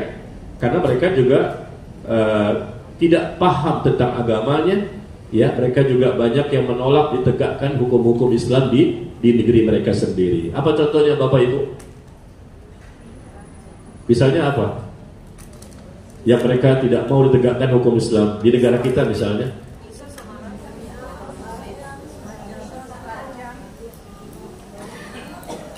Adanya kisos, dirajam, apalagi yang lagi viral, yang ditolak mentah-mentah, tidak boleh. Hah? Bahkan LGBT pun pengen dihalalkan. Bayangkan itu. LGBT pun berusaha untuk dihalalkan. Yang ngomong siapa? Dia Muslim. Nauzubillah min dzalik. Aturan-aturan yang sudah jelas haram. Dan dia termasuk orang-orang yang punya peluang untuk memutuskan. Kalau kita kan rakyat biasa, dan dia kan ada di daerah di mana dia punya peluang, punya kekuatan, punya kekuasaan untuk bisa membuat undang-undang. Ya, kita lihat ya ini Muslim kok bisa begini. Nauzubillah min dzalik. Jadi intinya adalah semuanya tentunya menjadi berdosa apabila pemimpinnya maupun rakyatnya tidak setuju dengan ditegakkannya hukum Islam. Karena ini hukumnya wajib ya. Jadi dosa itu bukan hanya pemimpin saja, rakyatnya juga jumlahnya sangat banyak sekali yang tidak setuju karena mereka sendiri pun tidak paham tentang agamanya dan bahkan tidak mau mengamalkan ya. Jangankan tegak hukum Islam, hukum kalau begini maka begini, kalau begini maka begini. Sholat aja mereka tidak. Yang terbuka aurat juga masih banyak. Ya, kita dakwahi, kita dianggapnya ekstrim, dianggapnya keras. Ya, nauzubillah min dzalik. Ya, mudah-mudahanlah kita nggak putus asa ya. Mudah-mudahan pada waktunya nanti Allah bukakan pintu hati kita, kaum muslimin secara keseluruhan dan juga pemimpin kita. Mudah-mudahan pada waktu ini nanti mudah-mudahan akhirnya Indonesia tegak hukum Islam. Jika ada seorang yang berzina tidak diketahui, apakah bisa dihukum rajam jika orang itu sudah berkeluarga? Seorang yang berzina tidak diketahui, apakah bisa dihukum rajam jika orang itu sudah berkeluarga? Loh, nggak diketahui gimana? Kan harus diketahui dia betul-betul melakukan zina itu. Dia sudah bersuami, dia sudah beristri, buktinya ada, pengakuan ada, saksinya ada. Dan kalau nggak diketahui, bagaimana dihukum? Lucu amat tanyanya. Kalau nggak diketahui, bagaimana bisa dihukum rajam? Orang nggak tahu. Mungkin dia melakukan, tapi kan nggak ketahuan. Bukti nggak ada, saksi nggak ada, pengakuan pun nggak ada. Dari mana bisa diputuskan hukum rajam? Itu kan ditegakkan oleh hakim. Hakim yang memutuskan, nggak sembarangan itu, ada fase-fasenya. Ya, disidang oleh hakim. Nah, kalau nggak diketahui, bagaimana hakim akan menyidang? Orang itu nggak ngaku, saksi nggak ada, bukti nggak ada. Saksi harus 4 orang yang melihat langsung masuknya kemaluan kepada kemaluan. Bisa nggak? Itu di awal-awal surah An-Nur. Saksi yang melihat bahwa dia berzina, dia berselingkuh di hotel mau di mana, yang melihat itu 4 orang. Ketiga orang nggak bisa ditolak, bahkan dia dihukum. Yang memberikan persaksian dihukum. Berapa kali dia dendam? Dicambuk 80 kali cambukan. Awal-awal surah An-Nur 80 kali cambukan. Kenapa? Saya melihat langsung masuk kemaluan kepada kemaluan, ada videonya. Berapa orang? 3 orang. Kurang 1. 3 orang ini dicambuk 80 kali. Dia nggak boleh melapor kalau belum 4. Harus 4. Karena itu timbul fitnah jadinya. Bayangkan Islam itu menjaga kehormatan seorang muslim ya. Memang betul-betul dia berzina mungkin, tapi kan jumlahnya kurang. Allah sebutkan harus 4. Yang awal-awal surah An-Nur. Dan kalau mereka tidak bisa dengan jumlah seperti itu, maka mereka bisa mendapatkan hukuman. Yang bersaksi saja 80 kali cambukan, bukan dia berzina. Maka berat ya, nggak boleh sembarangan itu. Harus ada saksi atau mungkin pengakuan dia, bukan saksi. Sebagaimana di zaman Rasul pernah terjadi. Dan itu datang kepada Rasul seorang wanita, ya Rasulullah sesungguhnya saya berzina. Nah itu pengakuan. Dan akhirnya dia dihukum rajam. Ya selamatlah dia di akhiratnya, karena dia bertaubat. Dan taubatnya itu kata Rasulullah kalau dibagikan kepada 70 orang kaum muslimin di Madinah itu cukup. Masya Allah itu. Dia bertobat si wanita ini. Datang kepada Rasulullah, gak ada yang melihat, gak ada saksinya, gak ada buktinya, tapi dia mengaku, minta dihukum saja. Wah itu kan terang-terangan saya minta dihukum. Daripada ntar di akhirat lebih berat lagi. Ya sudah, akhirnya tegak hukum, dirajam si wanita tersebut sampai berdarah-darah, penyok-penyok wajahnya, dan dilempar para sahabat. Ya tapi Rasul mengatakan dengan taubatnya itu kalau dibagikan kepada 70 muslim di kota Madinah itu cukup. Cukup untuk 70 orang. Taubatnya diterima oleh Allah. Masya Allah ya. Jadi seperti itu. Kalau nggak diketahui, ya nggak mungkin dihukum rajam. Ya mungkin dia sembunyi-sembunyi, tapi Allah tahu, malaikat tahu, semua tercatat. Tidak tegak hukum Islam di dunia, dia akan kena di sana. Kalau dia tidak bertaubat. Begitu juga untuk yang masih single, ya, yang masih single, perjaka dan gadis. Mereka berzina, tapi nggak diketahui zinanya. Apakah hukuman cambuk itu dibebaskan? Ya, karena nggak ketahuan. Ya sudah bebaslah.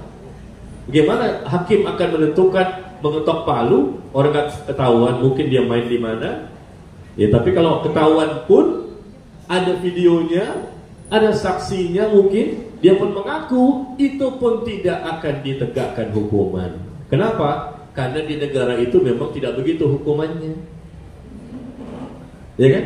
Saksinya ada, dia mengaku, buktinya ada. Itu pun nggak bisa juga dihukum dengan cara dicambuk atau dirajam. Kenapa? Karena negara itu memang tidak menegakkan hukum seperti itu. Apalagi ini nggak ketahuan. Dan yang gak ketahuan memang banyak banget. Sembunyi-sembunyi bermainnya. Apakah seorang ibu yang putrinya sudah meninggal,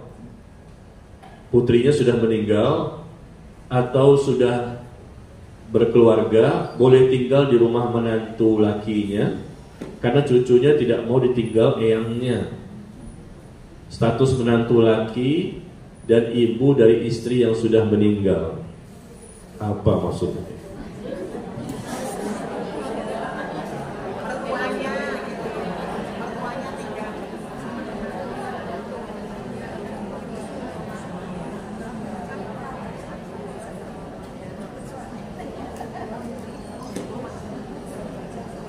Seorang ibu yang putrinya sudah meninggal, ya, putrinya meninggal, sudah berkeluarga, boleh tinggal di rumah menantu.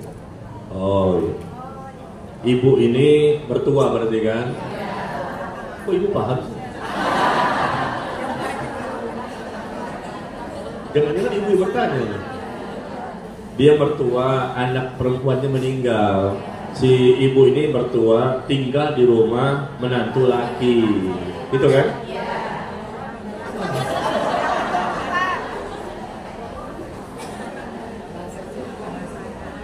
Iya, cucunya tidak mau ditinggal oleh eyangnya. Ya, jadi gimana nih? Bagaimana status menantu laki-laki dan ibu dari istri? Berarti kan mertua kan? Iya. Jadi mertua dan menantu itu mahram, tidak boleh menikah selama-lamanya. Jadi kalau anak perempuannya meninggal, ibu si anak perempuan ini kan tinggal di rumah menantu laki-laki. Apalagi dia dekat dengan si cucunya, boleh, silakan saja. Karena mereka mahram, boleh salaman, boleh berdua-duaan, boleh safar bersama, menantu dengan mertua. Mereka tidak boleh menikah selama-lamanya. Ya, tidak masalah seperti itu. Apalagi memang cucunya nggak mau berpisah dengan eyangnya. Ya suka, dia cinta sama neneknya pun apalagi. Ya, tidak mau juga berpisah dengan cucunya. Silakan tinggal di situ. Tapi Bu, kalau si laki-laki tadi, si menantu tadi nikah lagi gimana? Nah, kalau dia nikah lagi kan berarti si istri yang nomor 2 kan tinggal di situ kan. Nah, gimana status si mertua tadi? Nah, itu bisa dibicarakan ya. Sebetulnya kan nggak masalah, karena berkaitan kan dia dengan menantu ini kan mahram. Cuman enak nggak tinggal di situ? Takutnya mengganggu rumah tangga mereka. Sebaiknya ibunya keluar, karena si menantu laki-lakinya sudah punya istri yang baru.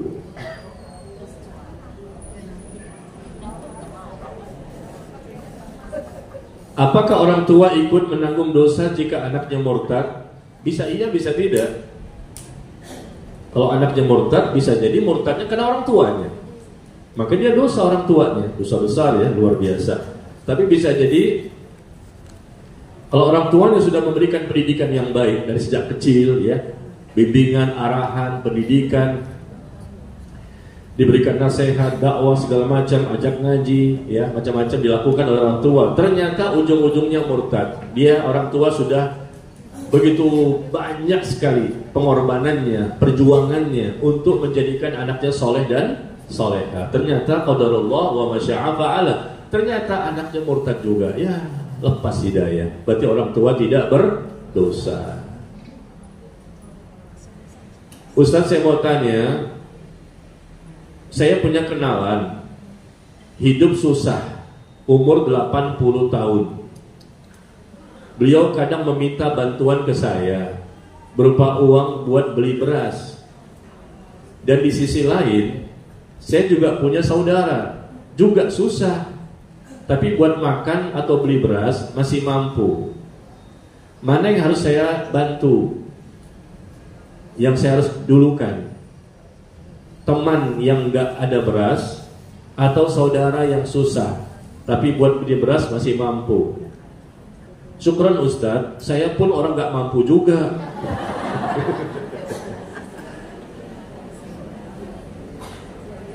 Sama-sama gak mampu ya. Ya, bagi yang tidak mampu tentunya boleh berinfak kan? Boleh gak berinfak? Orang miskin boleh gak bersedekah?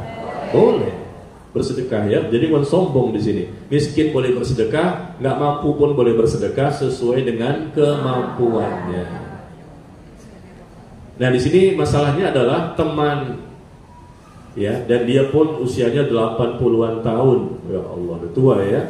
Kemudian satu sisi yang lain saudara kerabat, ya, dia juga nggak mampu, tapi masih bisa lah untuk beli beras. Beras ini kan makanan sehari-hari kan, makan nasi. Kalau nggak punya nasi gimana? Kalau kita lihat infak, Bu, Bapak, infak itu yang kita keluarkan dari harta kita, kelebihan dari kebutuhan kita. Infak itu adalah kelebihan dari kebutuhan. Sebagaimana Allah sebutkan di surah Al-Baqarah ayat 219. Al-Baqarah 219. Ketika mereka bertanya tentang masalah infak, kata Allah, infak itu adalah kelebihan dari kebutuhan. Ya, kita punya kelebihan uang, kelebihan makanan, kelebihan pakaian, dan lain-lain. Ya, kita berikan pada orang lain. Infak itu berkaitan dengan harta.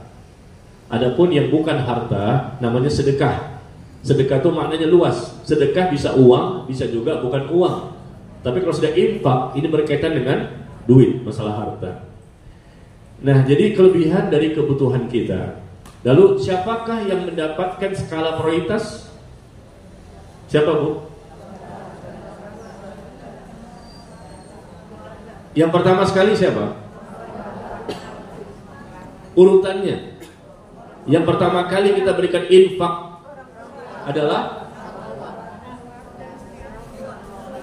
ayatnya,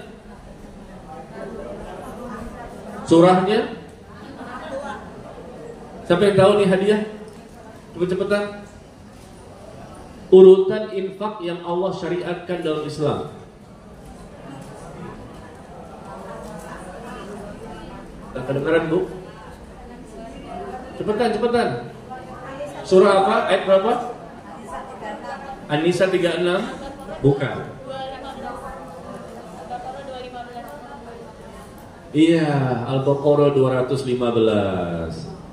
Bapak tadi nyebutin juga ya? Berarti 2 orang ya? Satu bapak, satu ibu-ibu. Ini apa nih? Buat ikhwan ya? Berarti ini sarung ya?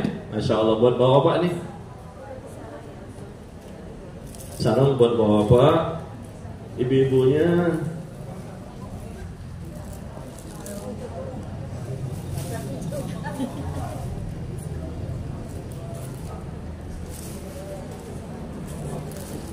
Ini apa, Bu? Jilbab ya?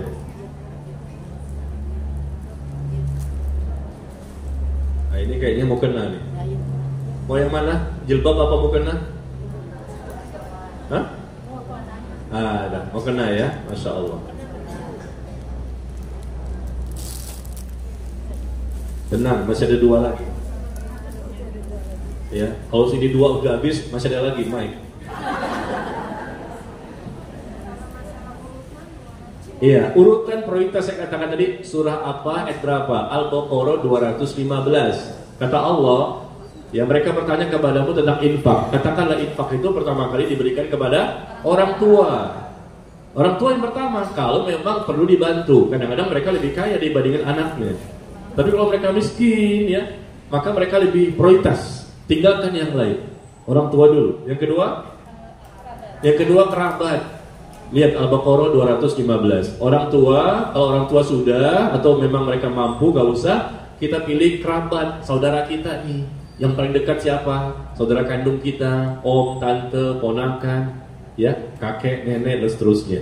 Yang ketiga, anak yatim yang miskin, bukan anak yatim yang kaya. Anak yatim yang kaya ya nggak usah. Anak yatim ini anak kecil yang belum balik, ternyata bapaknya meninggal dunia, ya.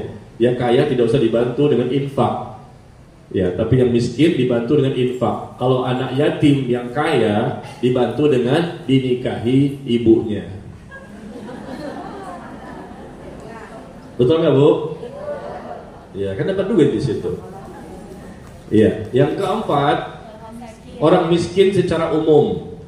Ya, orang miskin tadi kan diprioritaskan anak yatim dulu yang miskin. Yang keempat, orang miskin secara umum.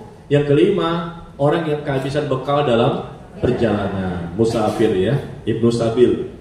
Nah, inilah kita prioritaskan. Ya, 5 bagian yang disebutkan oleh Allah Tabaraka wa Ta'ala. Maka berdasarkan pertanyaan tadi, kita dahulukan yang mana? 80 tahun tapi nggak punya uang untuk beli beras, atau saudara yang masih mampu membeli beras? Gimana? Apakah orang tua ini yang sudah 80 tahunan nggak bisa membeli beras? Berarti dia nggak makan nasi. Makannya apa sehari-hari? Atau kerabat kita ini, dia termasuk miskin juga, tapi masih bisa lah beli beras ya. Miskin itu apa sih? Miskin itu artinya dia punya harta tapi nggak cukup. Kalau fakir itu orang yang nggak punya harta sama sekali. Itu bedanya fakir dan miskin. Kan kita sering mendengar kan, orang fakir miskin. Miskin itu punya harta tapi nggak cukup untuk kebutuhan sehari-hari. Misalnya apa? Dia punya harta gaji sebulan 4 juta. Gajinya 4 juta bapak ini, tapi anaknya 10. Dan 10-10-nya sekolah semua. Cukup nggak? Nah, itu orang miskin. Dia punya duit, ada. Pendapatan dia ada per bulan, dia kerja kok. Tapi kan nggak cukup 4 juta untuk anak 10. Zaman sekarang kan yang paling mahal apa, Bu? Sekolah kan? Sekolah paling mahal. Nah, kalau orang fakir betul-betul nggak punya. Jangankan 4 juta, hari ini mau makan apapun dia nggak punya. Nggak ada duit sama sekali. Itu orang fakir, lebih miskin dibandingkan orang miskin. Nah, seperti itu. Nah, kalau kita lihat di sini, saudaranya ini kan masih bisa beli beras dan lain-lain. Dia miskin ya, tapi sepertinya wallahu alam si nenek ini fakir ya.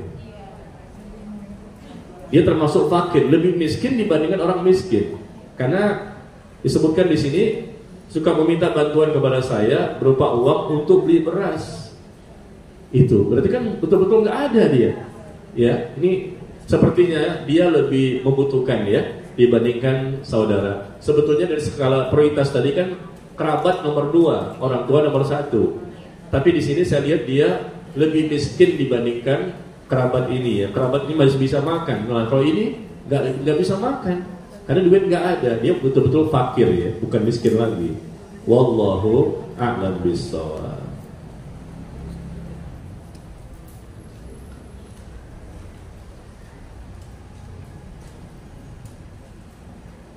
Ustadz, apakah kita harus ngomong dulu atau izin dulu apabila keluar dari ngaji yang belum sunnah ke tempat ngaji yang sunnah?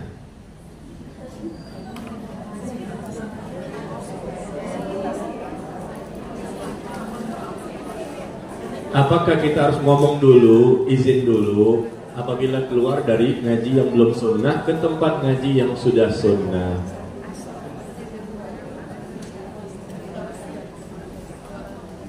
Begitu juga, apa saya termasuk punya adab buruk karena keluar dari grup WhatsApp? Kau tanpa izin termasuk adab yang buruk? Iya. Sebaiknya kita minta izin ya, atau bukan minta izin sebetulnya, memberitahu aja kepada anggota di grup WhatsApp. Dan anggota grup WhatsApp ini barangkali kita merasa tidak nyaman di situ, banyak mudaratnya daripada manfaat. Maaf, saya keluar ya, untuk menginformasikan saja kepada teman-teman yang ada di situ ya.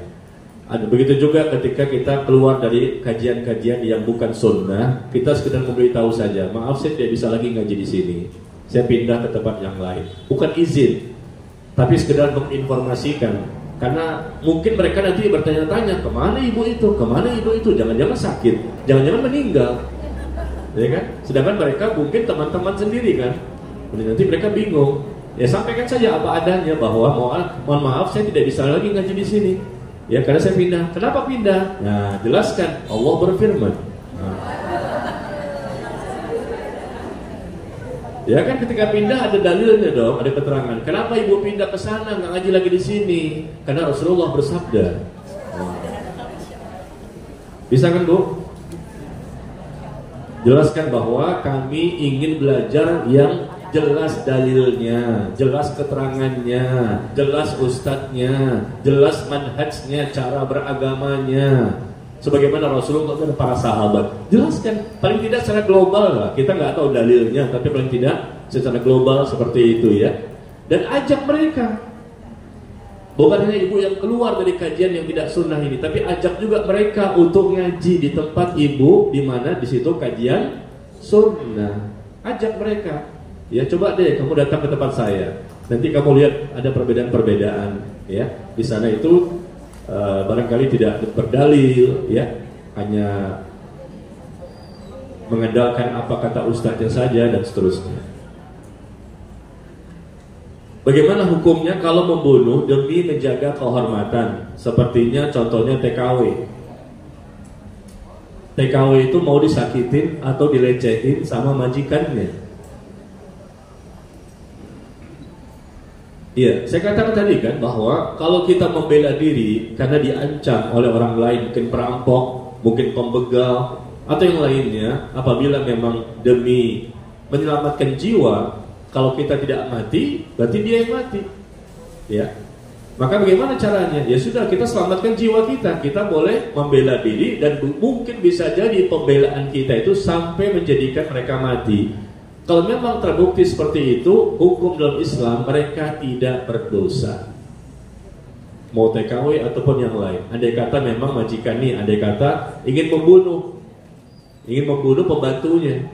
Jelas gitu, ada alatnya segala macam, cara-cara untuk membunuh. Nah si pembantu membela diri, kalau nggak begini saya mati, saya bela diri. Akhirnya majikanlah yang terbunuh. Mereka bergumul barangkali, berkelahi. Akhirnya menang si pembantu. Dan nanti tinggal dibuktikan di pengadilan. Dia sampaikan kepada hakim bahwa memang seperti itu kondisinya, karena saya ingin dibunuh oleh majikan saya, maka saya membunuh duluan. Ya seperti itu, insya Allah tidak mengapa. Karena memang dia tidak punya niat untuk membunuh di awalnya, tapi terpaksa membunuh demi membela dan menjaga diri, ya. Akhirnya dia membunuh majikannya. Atau di sini mungkin bukan membunuh, demi menjaga kehormatan, mungkin disakiti, dilecehin, atau mungkin diperkosa, ya, oleh majikannya. Maka dia boleh, ya, untuk menolak dengan segala macam kekuatannya. Tentunya nanti bisa dibuktikan di pengadilan, ya. Hakim yang akan memutuskan dia jujur atau tidak. Bagaimana hukumnya Pak Ustadz? Kita melayat saudara di rumah duka. Melayat saudara di rumah duka. Dulu dia beragama Islam dan dia pun saudara kandung. Dia yang mati. Melayat saudara kita di rumah duka. Dulu dia beragama Islam dan saudara kandung. Berarti kan sekarang murtad kan? Oh paham sih.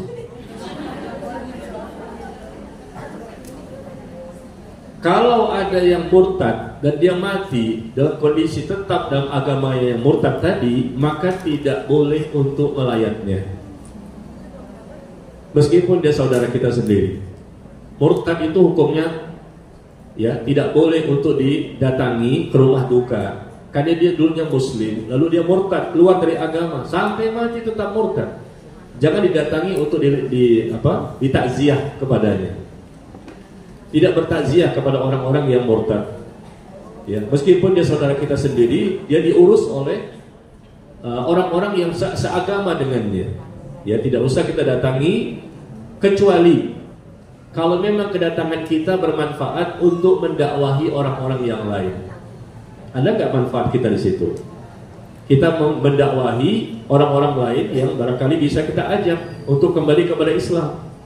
Tapi kalau sudah datang saja untuk menunjukkan simpati, nggak ada manfaatnya. Ya, nggak ada manfaatnya kalau hanya sekedar itu saja, karena dia murtad. Jadi ini hukumnya dosa besar, ya.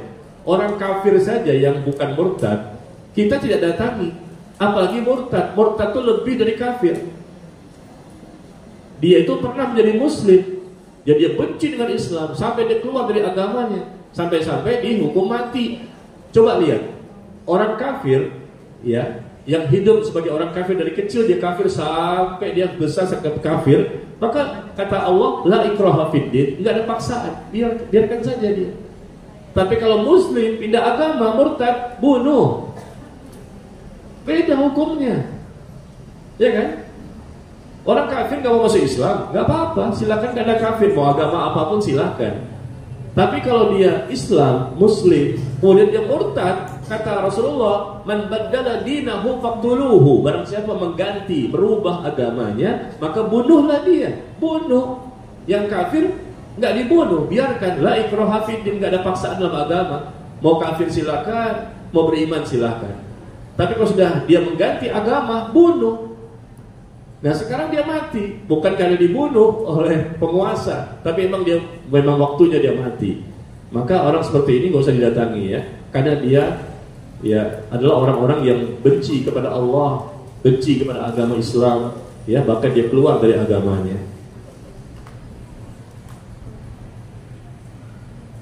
Yang terakhir, Pak Ustadz, tanya dong. Kok pakai tanya dong? Biasa aja kali. Iya, biasa aja kali. Pakai assalamualaikum Ustadz, tanya dong. Kenapa dong? Kalau membantu keluarga atau saudara yang mau mengadakan acara memperingati hari kematian, boleh nggak?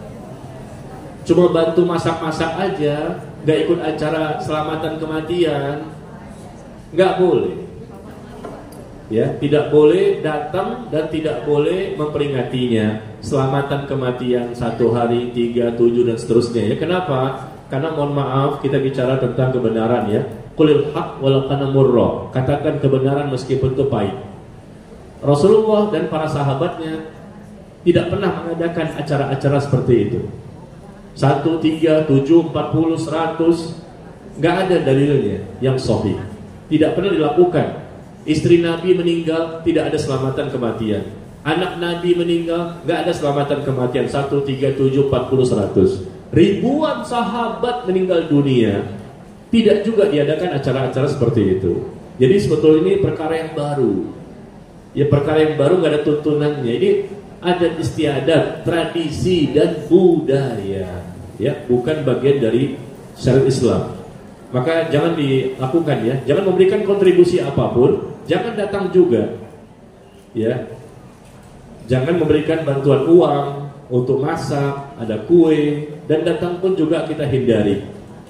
Ya, karena kita tahu bahwa peringatan atau selamatan seperti ini tidak ada tuntunannya, nggak ada contohnya, nggak ada dalilnya, tidak pernah diamalkan, dipraktekkan, diajarkan, didakwahkan oleh Nabi kita yang mulia Nabi Muhammad SAW dan para sahabatnya. Generasi berikutnya tabi'in nggak pernah melakukan. Generasi berikutnya tabi'ut tabi'in nggak pernah melakukan. 4 imam, Imam Abu Hanifah, Imam Malik, Imam Syafi'i dan Imam Ahmad nggak pernah juga melakukan. Ini baru, ya. Dan kita kan nggak boleh melakukan hal-hal yang baru dalam masalah agama ini, karena agama sudah sempurna. Agama sudah sempurna, ya. Baik, saya rasa sampai di sini pertemuan kita.